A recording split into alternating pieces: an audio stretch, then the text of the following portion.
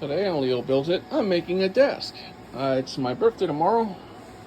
Happy birthday to me. And I'm making myself a desk. The desk I'm currently using in our bedroom belongs to my wife. And I made it to her dimensions. And I'm a lot bigger than she is. So unfortunately, well, fortunately for me, I'm making a new desk. So this is the top. It's made out of a sheet of Poplar plywood. It's hot outside, that's why I have the AC going. But it'll have a shelf for the printer. It'll be 30 inches tall, 31 and 30 and a quarter or something like that. This is the spanner between the legs. On the bottom, that's for the top. You guys will see it. This will cover the cable. This is for cable management, right?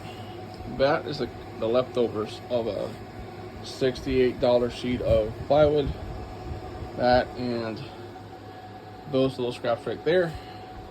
So this is a one sheet plywood deal, and I have leftovers for future projects. In the next segment, you guys are going to see how it goes.